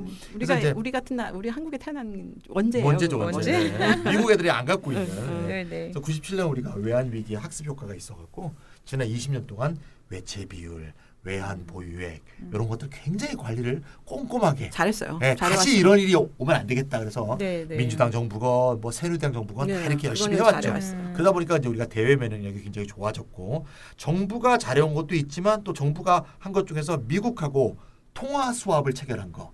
이게 이제 외환위기 때 처음 한 건데 한국 돈은 이제 미국의 은행에 맡겨놓고 달러를 이렇게 딱 갖고 와서 서로 바꿔치기 하는 거죠. 네네. 또 그래서 상환 날짜가 돌아오면 다시 이제 갚고 또 연장도 하고 이렇게 해서 필요할 때 달러를 이렇게 교체해서 가져올 수 있도록 통화 수합을 결정한 거 이게 좀 중요한 역할을 했다고 보고요. 어쨌건 외국인 투자자들이 국내 자본시장을 떠나지 않고 있다는 것 자체가 그만큼 한국의 경제와 정부를 그만큼 신뢰하고 있다는 반증이 아닌가 이렇게 생각이 들고요. 아무리 뭐 정부에 많은 문제점이 있었다 하더라도 국가 부채 관리하고 국가 신용 등급 관리는 잘해온 것이다 이렇게 볼 수 있을 것 같고요. 우리 요걸 그쵸. 잘 그거는 예. 우리가 인정을 인정을 해야 해야죠. 됩니다. 이거 예. 기재부가 예. 그동안에 네네. 이게 뭐 그게 맞습니다. 이명박 10년 예. 동안 이명박 박근혜 정부였었는데 이 부분은 잘해왔어요. 2008년도에 금융위기 났을 맞습니다. 때도 예. 우리나라 경제 다시 무너지는 줄 알았는데 그렇지 않았었거든요. 그러니까요. 기재부 관료들이 저희 과 사람들이 많잖아요. 네. 그 자부심이 있어요. 만나보면 당연히 왜냐하면 있죠. 그때 관료들이 계속 해온 거거든요. 몇십 년 동안 그런 게 있더라고요. 그래서 이 기조만 잘 유지하면 97년 같은 일은 아마 안 일어날 것 같다. 이런 생각이 들지만 네. 그래도 우리가 기축통화 국가가 아니니까 네네. 원죄가 있다는 것 자체는 좀 잊지 않아야 되지 않을까 하는 생각은 좀 있습니다. 예. 그리고 음. 그러니까 이거는 신흥시장국은 우리가 기축국가가 통화국가가 되기 전까지는 원죄국가에서 벗어나지 못해요. 그렇죠. 그 현실 자체가 음. 우리가 아무리 대외 건전성 관리를 잘 해왔다 하더라도 우리나라는 금융시장이 완전 자유화돼 있어서 외국 자본이 들어왔다 나갔다 자유롭게 하고 그렇죠. 또 요즘에는 우리나라에서 음. 해외 증시에 바로 투자할 수 있거든요. 예전에 그거 다 못했는데 지금 음. 신났잖아요. 요즘에 우리 젊은 음. 친구들 해외 증시에다 바로 투자하는 거. 그런가요? 돈 꿔서 돈 꿔서. 근데 이제 어쨌든 그런 것처럼 우리나라 자본시장에 돈이 자유롭게 왔다 갔다 하기 때문에 네네. 예전에 이제 그 어쨌든 원재 국가의 현실에서 자본시장 완전히 자유롭게 열려 있는 국내인들도 돈 해외로 자유롭게 투자할 수 있는 이런 상황에서는 솔직히 조심해야 되고 방심하면 안 되고 지금 외국인들이 우리나라에 대해서 굉장히 이 위기 관리 능력을 높이 평가하거든요. 이 대외 건전성 관리 능력을 그 신뢰를 갖고 있는데 그 신뢰가 영원한 것도 아니에요. 한 번 신뢰가 있다고 해서 신뢰가 영원히 가지도 않는 거예요. 근데 그런 부분에서는 좀 조심을 할 필요는 있죠. 이게 좀 정리 좀 해보자면 국가부채 수치나 국가부채 증가 속도를 절대지표로 해서 재정 건전성 운운하는 것은 잘못이다라는 얘기지만 뭐 기축통화 국가가 아니라는 점을 감안하면 대외 건전성은 방심해서는 안 된다. 뭐 이런 말씀이시네요. 맞습니다. 예. 그렇죠. 그 아까도 얘기했지만 제일 중요한 게 이 금융시장에서 투자자의 신뢰예요. 그 나라 정부에 대한 그게 국내 투자자일 수도 있고 외국인 투자자일 수도 있는데 다 포함하는 얘기입니다. 특히 외국인 투자자들은 더 중요한 의미가 있고, 근데 안 그러면 외환위기 발생할 수 있으니까. 근데 어쨌든 그 점에서는 그 국가 신용도가 하락하지 않도록 정부가 잘 관리를 해야 되는 거는 당연한 숙제고요. 네. 그 부채를 잘 관리를 해야 합니다. 그 점에서는. 근데 잘 관리를 해야 된다는 말의 뜻이 뭐냐? 빚을 지지 말아야 한다라는 의미는 아니다. 그렇죠, 그렇죠. 절대 그러니까 아니죠. 예. 국가가 필요하면 돈을 당연히 써야 된다. 이런 위기 상황에서는 네. 돈을 잘 써야 되는데 돈을 써야 되는데 그래서 독일처럼 돈이 남아도는데도 돈을 안 쓴다. 이런 병신 같은 짓을 하면 안 된다. 네네. 응? 그래서 빚을 내지 말라라는 의미는 아니다. 다만 정부가 그 재정 적자하고 국가 부채 증가하는 것에 대한 위험을 잘 알고 있다. 네, 그리고 네. 그 위험에 대해서 우리 정부가 잘 살피고 있다라는 거를 대외에다가 끊임없이 보여줘야 돼요. 그래야 시장이 믿음을 가질 수가 있어요. 그러니까 예를 들어서 한번 생각을 해보세요.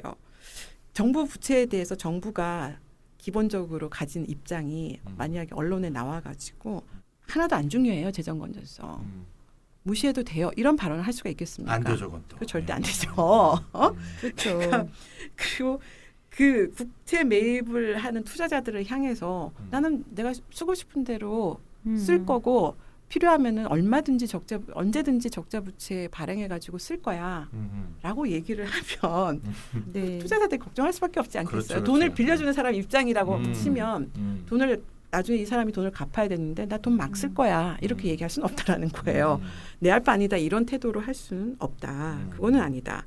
그래서 사실 요즘에 한창 유행하고 있는 MMT 현대통화 이론대로 실제로 중앙은행이 발행시장에서 국채를 살 수 있습니다. 직접. 그리고 그렇게 할 수도 있는 거고 그렇게 할 거라고 생각도 하는데 그럼 거의 찍어내는 거와 다를 바 없죠. 그렇죠. 네. 근데 빚을 남발하고 정치적으로 이렇게 이 생색내는 것만 생각하는 이런 정부다. 이런 이미지를 만약에 대외에다가 준다. 이거는 말이 안 되죠. 이건 막아야 되죠. 그러니까 실제로 저는 이런 발언은 뭐 학자들이 돈 적자 재정 문제 없습니다. 아무 이제 돈 더 풀어도 됩니다. 막 써도 됩니다. 이런 얘기는 할 수 있을지 모르겠지만 정부 입장에서는 이런 얘기를 절대 할 수는 없어요. 맞습니다. 자, 이제 슬슬 마무리할 때가 온 것 같은데요. 알버드님 말씀으로는 대외 신인도 관리가 중요하다라는 말씀이신데 뭐 당장 뭐 그 대외 신인도에는 문제가 없다는 이야기시죠. 중요하니까 이제 네. 조심하지만 당장은 문제 없다. 예, 예. 조심은 해야 하지만 예, 당장 문제는 없다는 말씀이시고 그렇다면 우리나라 경제 가장 취약한 고리는 어디일까요?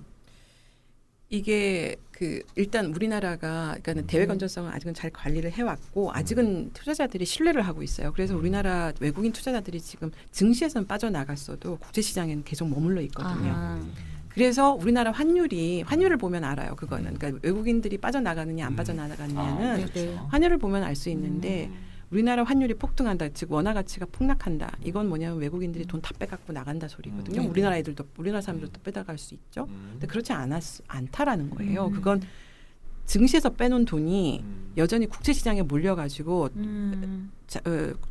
자금이 외국인 자금이 해외로 다시 유출이 되고 있지 않다라는 뜻이에요. 그건 뭐냐면은 국채를 막 외국인들이 사간다는 뜻인데 그건 외국인들이 우리나라 정부를 신뢰한다는 뜻이거든요. 그래서 대외 신인도 관리를 잘해야 된다는 거 외국인들의 그러니까 투자자들에 대한 신뢰를 저버리는 언행은 해서는 안 된다라는 뜻이고 그래서 그 관리들을 잘 하고 이 시장하고의 소통, 시장에다가 신뢰를 주는 이런 커뮤니케이션을 잘할 필요는 정말 잘해야 된다. 이제 그게 굉장히 중요한데 여기서 이제 그래서 외환 부분들에서는 이제 그런 부분이 어느 정도 우리나라 외국인 투자자들한테 작동한다. 그래서 외환 부분이 이제 굉장히 위험하다 이렇게 보이지는 않는다. 현재까지는 이제 환율도 되게 안정적이거든요. 그래서 외환 부분은 문제가 아닌데 진짜 우리나라에서 취약한 부분은 내부에 있다. 내부에 있어요. 그래서 앞서 얘기했던 것처럼 우리나라의 국가 부채 비율은 아주 양호하다. 이건 이거는 그야말로 팩트고. 근데 이게 우리나라만의 현상이 아니고요. 일본을 제외한 일본도 예전에는 그랬어요.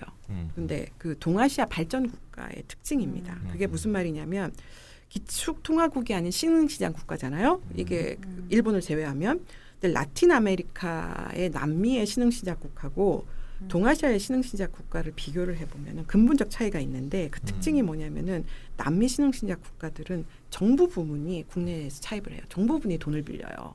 빚을 내요. 근데 우리 동아시아 국가는 민간 부분이 빚을 내고 정부는 빚을 안 써요. 그래서 국가 비율이 굉장히 낮은 것이에요. 그 대신 그럼 어떻게 되겠어요? 민간 부채 크죠. 민간 부채가 과도하게 높을 수밖에 없어요. 그 차이가 있는 거예요. 왠지 그래서 억울한 기분은 뭐지? 남미는 네. 그 위기 경제 금융위기가 발생하면은 국가가 빚을 못 갚은 재정위기가 발생하고 모라토리엄이 생기죠. 네네. 우리는 동아시아는 국가는 국가 부채가 낮아가지고 채무 불이익은 별 이제 아시아 때는 있었지만 그거는 민간 부분 부채가 발생한 문제예요. 그 당시에도 98년도에도 맞아요. 국가가 빚을 진 게 아니라 민간에서 해외에다가 빚을 너무 많이 져가지고 그걸 못 갚게 되니까 정부가 대신 그 빚을 떠안아서 갚아주는 것. 그게 외환위기였던 거잖아요. 맞아요. 그래서 아시아는 늘 국가 부채가 문제가 아니라 민간의 부채가 문제였다. 그래서 99년도 그 외환위기도 그 원인이 바로 민간 부채였다. 국가 부채가 아니었다. 이거 잘 기억해 두셔야 되고 그리고 민간에서 부채 진 빚도 결국에는 위기가 발생하면은 정부가 그 책임을 궁극적으로 진다. 그것도 우리가 그때 대신 갚아야 되잖아요. 외채는. 네. 그러니까 그때 우리가 그걸 배웠다. 그래서 이제 이 우리나라의 지금 민간 부채의 위험도 그때랑 지금이랑 좀 달라진 게 있는데 97년도 외환위기 주범이 누구였냐? 재벌이었죠. 그렇죠. 예. 우리나라 재벌 대기업들이 해외에서 돈을 워낙 외채를 많이 빌려다 쓴 거예요. 근데 IMF 구조 개혁을 거치면서 이 문제가 해결이 됐어요. 대기업들은 이제 빚 안 냅니다. 대기업들은 오히려 돈을 현금을 쌓아두고 있죠. 그래서 부채 비율 국가에서 200% 딱 정해놓고 그 이상 못 넘게 해놓고 관리를 했지 않습니까? 그러니까 대기업은 굉장히 신용이 우량한 거예요. 돈 관리 엄청 잘해서 빚도 안 냈어. 그리고 현금 막 쌓아두고 있어. 그래서 민간 부분에 대기업은 부채 문제가 해결이 됐음. 전혀 별로 문제가 안 돼. 그런데 2000년대 들어가지고 대기업들이 빚을 안 내니까 나머지 부분에서 이제 빚이 막 늘어난 거예요. 즉 가계부채 네. 가장 큰 문제죠. 그쵸. 영세 중소기업, 그 다음에 소상공인 부채 여기가 이제 막 폭증하게 된 거죠. 이게 우리나라 경제의 새로운 내관으로 부상을 한 것입니다. 결국 민간 부채가 문제군요. 아니 우리 2000년대 초반에 신용카드 대란 겪었었잖아요. 그렇죠. 심했죠. 근데 왜 가계부채 문제는 왜 해결이 되질 않는 거죠? 어쨌든 이게 가계부채로 이제 이게 부채가 빚이 늘어나는 이 부분이 이제 달라지고 있는데 가계부채 문제는 사실은 초기에는 2003, 4년도 23년도는 이제 그 당시에 뭐 소비해라 빚내서 소비해라 이제 그것 때문에 그 카드 사태가 대란이 일어났었던 거고 지금의 가계부채 문제는 주택담보대출이죠. 아 맞다. 그러니까 주택담보대출이 뭐 지금 아파트 가격이 뭐 계속 오르고 있으니까 주택담보대출도 당연히 늘어날 수밖에 없는 거고 그래서 두 가지 가계부채 문제는 두 가지가 있는데 하나는 중산층 이상 우리나라에서 주택담보대출은 중산층 이상밖에 못 받아요. 네. 그래서 소득이 중산층 이상이고 신용등급이 좋아 이제 주택담보대출도 받는데 주택담보대출이 이제 중산층 이상에서는 증가하고 있고 중산층 이하 저소득층도 가계대출 굉장히 많이 늘어나고 있거든요. 생계형이죠. 이건 생계형이죠. 이 두 가지 축으로 이루어진다. 주택담보대출은 아파트 가격 거품이 원인이죠.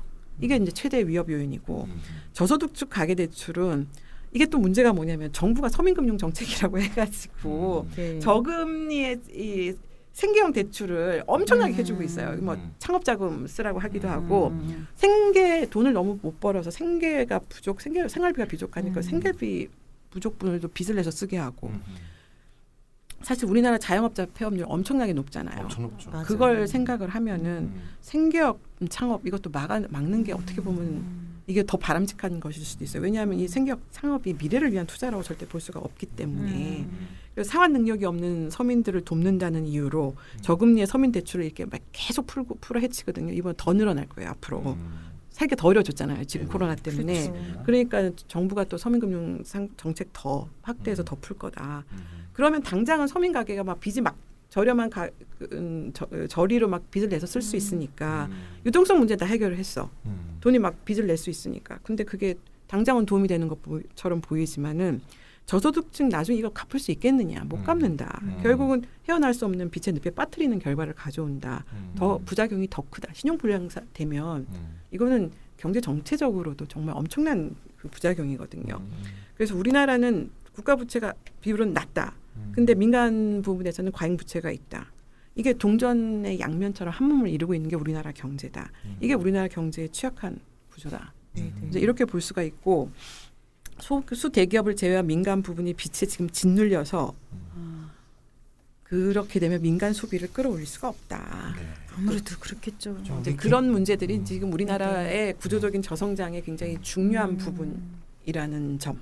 그러니까요. 우리 긴급지난재원금이 뭐 풀리자마자 그냥 일주일도 안 돼가고 90몇 프로가 받아가고 막 쓰고 지금 난리가 났잖아요. 네. 근데 액수가 뭐 가구당 40만 원, 60만 원, 80만 원, 100만 원 4종 세트 아닙니까? 네. 이거 뭐 큰 돈도 아닌데 일시적인 돈이고. 근데 요거 딱 풀렸을 때만 해도 동네 슈퍼나 주변 식당가가 반짝 경기 반등을 일으킨 걸 보고 네, 네. 그만큼 평소에는 얼마나 쓸 돈이 없었는가. 네, 그거 참 맞아요. 잘 보여주는 반증이 아니었나 저는 그런 생각을 했거든요. 이 동네 슈퍼 저도 재난지원금 가지고 음. 동네 슈퍼를 다녔어요. 네. 너무들 좋아하시죠. 네. 그런데 이제 사람들 거의 다 썼을 거 아니에요. 썼어요. 저도 다 썼거든요. 네. 그럼 다시 이제 순식간이더라고. 순식간. 아 정말 순식간이더라고요. 처음에 이렇게 쓰는 재미가 쏠쏠한 거죠. 네. 좀 비싼 체리도 좀 한번 먹어보고, 고기도 좀 사보고 그렇죠, 막 그렇죠. 이랬는데 네. 또 다 쓰고 나니까 또 네. 또 다시 또 빈털터리가 됐어요. 네. 그래서 민간 부채 문제는 이게 심각하다라는 생각이 들어요. 또 계속 그러지 않을까요? 이게 지금 그래서 우리한테 지금 닥쳐 있는 진정한 문제가 뭐냐면은 네, 재정 여력이 얼마 있느냐 없느냐 이거는 아닌 것 같아요. 네, 그러니까 그 정부가 어쨌든 지금 전세가 다 돈을 풀고 있는 거고 우리나라는 다른 나라에 비해서 여건도 되게 좋아서 돈을 이제 많이 더 풀 수 있어. 이제 그거는 논란의 여지는 없어요. 그래서 정부가 확장적 재정 정책을 하고 통화 정책을 해서 뭐 금리도 계속 지금 0%대로 내리고 있지 않습니까? 한국은행이. 이게 우리나라 경제 아까 취약한 구조가 있다고 그랬잖아요. 정부는 부채는 낮은데 민간은 계속 과잉 부채를 이제 짊어지고 살아야 되는 이게 이제 한 몸을 이루고 있는 우리나라 이 문제에 어떤 영향을 미칠까에 대해서 좀 고민을 해봐야 된다. 그러니까 정부는 계속 돈 풀기 할 거거든. 뭐 풀지 말래도 풀 거기 때문에 그렇죠.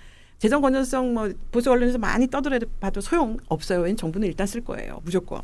이제 그런 상황에서 이게 어떤 영향을 미칠까? 우리나라 구조적 취약성에 문제를 푸는 방향으로 가는 건가?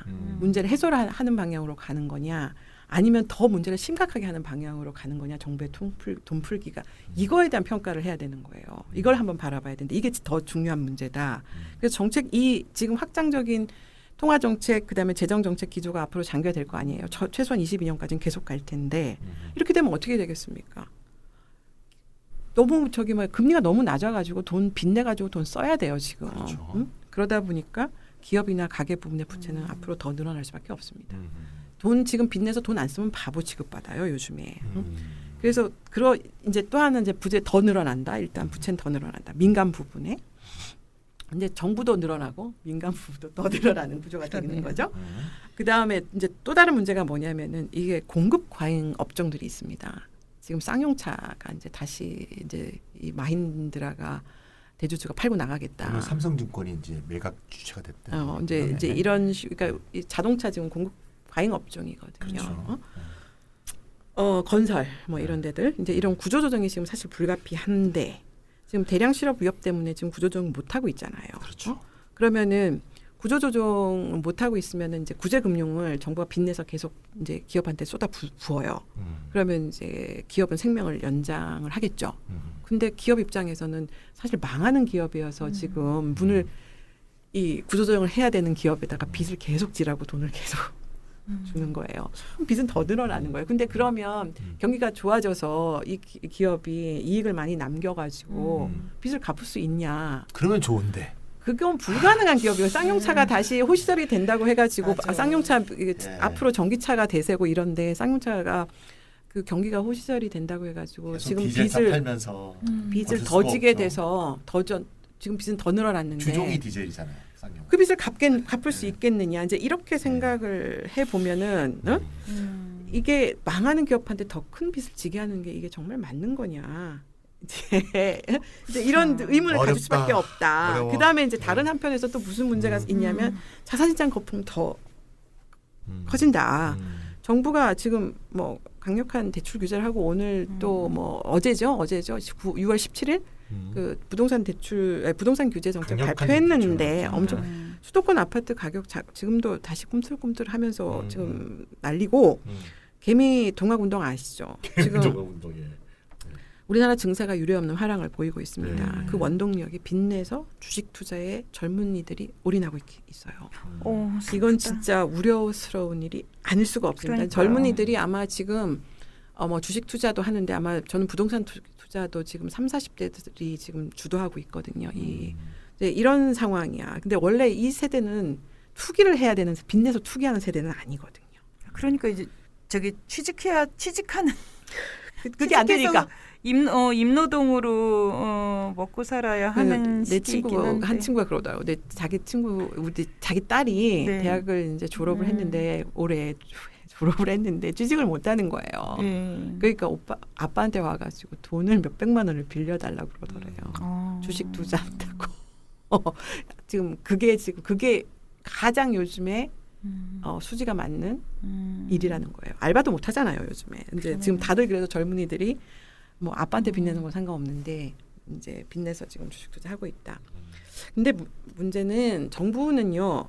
빚을 내도 빚 돌려막기가 영구적으로 가능합니다. 뭐 그럼 유프로님도 뭐 여러 번 말씀하셨을 것 같은데 나라가 문 닫지 않는 이상은 네. 빚 계속 돌려막으면 돼요. 근데 민간부채는 빚 돌려막는 거 불가능해요. 영구적으로는 불가능합니다. 언젠가는 빚을 갚아야 되는 거거든요. 이 폭탄 돌리기 무한 반복이 불가능합니다. 민간부채는. 그래서 지금도 이미 과도한 민간부채를 더 키우게 되면은 경제 경착륙의 충격도 그만큼 더 커진다. 이를 막으려면은 정부가 질서 있는 딜레버리징을 해야 돼요. 딜레버리징이라는 건 빚을 점차적으로 줄여나가는 과정이거든요. 그러니까 빨리 빚을 갚는 거죠. 이제 여유가 생기면 좀 빚을 갚아서 네. 이제 민간들이 나중에 완전히 폭발적으로 이제 폭력적으로 이제 빚잔치 해야 되는 상황이 안 되게끔 하려면은 이 질서 있게 빚을 점차적으로 줄여나가는 이런 식으로 유도를 좀 해야 되는 게 맞는데 사실 질서 있는 딜레버리징을 하고 우리나라 경제의 이런 구조적 취약성을 갖다 극복하려면은 진짜 많은 비용이 필요해요. 그래서 정부 재정이 해결해야 될 가장 큰 숙제가 바로 여기에 있다. 정부 재정 돈 푸는데 이 돈 푸는 게 이런 문제들을 어떻게 해결하는 대로 네네. 돈이 가야 된다. 그러니까 어차피 돈은 풀었는데 이상한 데 돈을 쓰지 말고 네네. 그러니까 SOC에서 도로 짓지 말고 이런 대로 돈이 흘러갈 수 있도록 재정 정책을 가져가야 된다. 저는 충격적인 게 3040 세대가 부모한테 돈을 꿔서 주식에 투자한다는 상상을 20대가, 한다는 것 자체가 20대가. 20대가 빚을 내서 주식에 투자한다, 또 투기한다.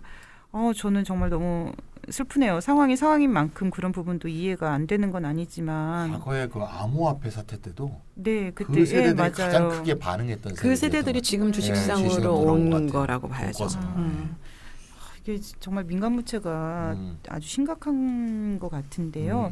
이 부분은 저희도 한번 나중에 따로 이야기를 해보면 어떨까요? 저는 사실 꼭 경제 상황뿐만 아니라 지금 이 청년들이 앞선 세대에게 배운 재산 증식 방식이 이런 투기가 있다. 네, 그래서 그것에 대한 학습 효과 또 영향을 미치는 것 같고 그래서 좀 다양한 걸 고려해서 그런 이야기를 좀 한번 해봤으면 좋겠고요. 네, 아이고 참. 네, 이제 우리가 거의 이제 마무리다 보니 더 하고 싶은 얘기는 많지만 더 할 수 있지는 않고 다음 기회에 한번 미뤄보도록 하고요.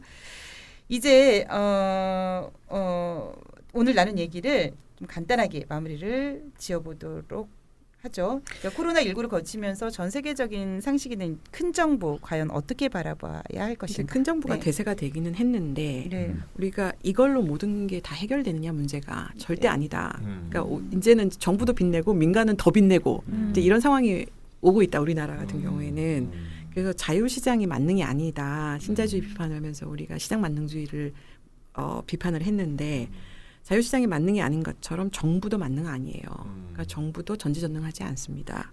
그래서 민주주의 사회의 정부는 사실은 공익의 관점에서 공정, 정의, 형평의 이런 규범적 가치를 추구를 합니다. 당연히. 그래서 그러다 보면은 시장보다 절대로 효율적일 수도 없고 혁신적일 수는 없어요. 근데 정부가 해야 될 일이 따로 있다는 거죠. 그래서 이 시장과 국가의 관계를 이분법적으로 양자택일적인 시각으로 이렇게 접근해서는 절대 안 된다. 제가 늘 하는 얘기인데 시장 권력이든 국가 권력이든 간에 견제받고 싶지 않은 게 권력의 속성이잖아요. 이제 그렇게 되면 큰 정부가 마치 모든 문제 해결책인 것처럼 막 주장하는 정부 만능주의도 시장 만능주의만큼 큰 폐해와 위험을 안고 있다라는 사실을 잊어서는 안 됩니다. 지금 우리나라가 그동안에 재정을 쓰면 안 된다라고 하는 재정 보수자의 목소리 워낙 크다 보니까 지금 네, 이제 네. 역방향으로 시계추가 너무 저쪽으로 가서 돈 막 써도 상관없습니다라는 식의 주장들도 막 나오고 있는데 그건 아니다. 왜냐하면 국가가 그냥 돈을 막 쓸 수 있다라고 주장하는 것이 네. 우리가 실제 가지고 있는 문제를 보지 못하게 할 수도 있다. 거기에 현혹돼서는 안 된다. 그러니까 우리는 이 돈을 쓰되 이 돈이 우리가 가지고 있는 허약한 부분들, 취약한 부분들을 해결하는 데 써야지 정부가 돈을 다 풀어서 모든 문제를 해결할 수 있다라는 허상을 퍼뜨려서는 안 된다. 그래서 앞으로 매년 100조 원씩 이제 국가 부채가 늘어난다고 얘기했잖아요. 그 자체는 문제는 아닙니다. 그런데 그 돈을 어디에 어떻게 쓰느냐가 진짜 문제예요. 그래서 경제 성장의 정부 재정 의존성이 높아지면은 사실 민간의 경제 주체 입장에서는 적자 재정에 반대할 이유가 없어져요. 우리 긴급 재원지난금 한번 네, 네. 받아봤잖아요. 네. 사람들 너무 행복해요. 또 받고 싶어요. 그렇죠. 그럼 그럼 정치권의 입장에서는 국민들이 저렇게 행복해하는데 이재명 지사 그렇게 얘기하잖아요. 네. 또 주자 이렇게 얘기 나오잖아요. 네, 네. 그럼 그걸 누가 막아요? 그렇죠. 아무도 안 막아요. 그 막는 사람이 아마 기재부밖에 없을 거예요. 그러면 이 재정 보수주의자들하고 네네. 이 학자들하고 그때 재정 1차 긴급 재정 재원 지난금 다 주는 걸로 결정 났잖아요. 근데 그런 일이 계속 반복적으로 일어날 수밖에 없다는 거예요. 그래서 어쨌든 정부가 그러니까 돈을 풀어서 그 수혜를 보잖아요. 한번 그러면 그 수혜 본 사람들 입장에서는 좋았어. 또 한 번 하고 또 했으면 좋겠어. 적재정 반대하는 이유가 점점 없어집니다. 그러면서 재정 지원을 받는 걸 자신의 아주 정당한 권리라고 생각을 하고 네. 너도 나도 이제 정부를 향해서 지원해달라고 네, 다 네. 요구를 하게 되는 이런 상황이 되면 정치인들 입장에서는 표를 얻어야 되니까 일단 뭐 쓰고 보자라는 이런 상황으로 가게 될 가능성이 매우 높죠. 그래서 재정 적자와의 싸움은 이제 지나간 전쟁이라 앞으로의 다가오는 위험은 재정 적자하면 안 된다 이런 것 때문에 얘네들하고 싸우는 게 아니다. 네. 오히려 이런 지금도 물론 이 허상하고의 싸움에 열중하는 네네. 사람들이 있긴 한데 앞으로의 싸움은 국가 재정의 배분을 둘러싼 싸움이 될 것이다. 그러니까 100조 원을 쓰는데 이 돈 어디다 쓰는 게 마땅하냐를 놓고 네네네. 전쟁이 벌어지는 이런 전쟁을 벌여 나가야지 여기에서 일단 돈 더 써야 됩니다라는 소리를 하는 것은 저는 아직 현재로서는 큰 의미가 없다. 왜냐하면 이미 모든 정치권이 돈 그냥 마구잡이로 쓰겠다고 사실 마음을 먹고 있는 상태이기 때문에 그 돈이 이상한데 허투른데 안 가도록 정말 필요한데 갈 수 있도록 돈을 쓰게 하게끔 하는 게 우리한테 지금 남은 숙제다. 이런 그러니까 생각이 저는 들어요. 그냥 이번 재난지원금을 받은 사람으로서 무슨 생각이 드냐면 추경에서 만약에 100조 원을 늘렸다라고 했을 때 그 돈이 저한테 직접 오는 게 아니라 뭐 무슨 뭐 대출의 형식 그렇죠. 뭐 이렇게 가면 너무 허탈할 것 같아요. 그래서 아무래도 지금 알파조님 말씀하신 것처럼 뭐 국가가 적자 재정 할 거냐 말 거냐 뭐 이런 차원은 아니고 그건 이미 끝났고 지나간 싸움이다. 얘기고 배분을 어떻게 할 거냐. 그러니까 배분을 가지고 전쟁이 일어나지 않겠냐 이런 그렇죠. 이야기 기본소득도 들리네요. 이 네네. 전쟁에 지금 뛰어든 네네. 거라고 아무래도 봐야죠. 네네. 아이고 참. 우리 앞으로 또 이걸 또 제가 마지막에 기본소득 얘기 왜 안 나오나 계속 기다리고 있었거든요. 예, 오늘 청취자분들 어떻게 들으셨는지 모르겠네요. 재정 적자에 대한 이해와 오해를 여러분들이 이제 잘 파악을 하셨으리라 생각이 듭니다. 아마 기본소득이 왜 지금 이렇게 네네. 전성 인기 네네네. 테마가 됐는가? 저는 이 돈을 일단 쓰기로 작정을 했기 때문에 네네. 돈을 어디다 쓸 거냐를 네네. 둘러싼 전쟁이 벌어지면서 너무나 네. 자연스럽게 등장한 이슈라고 생각합니다. 그리고 받아보니 좋더라라는 어떤 국민의 어떤 여론 이런 것도 움직여지지 않았나 싶습니다. 자, 이 이야기를 마지막으로 오늘 이렇다 175회 마치도록 하겠습니다. 안녕히 계세요. 수고하셨습니다. 안녕하세요.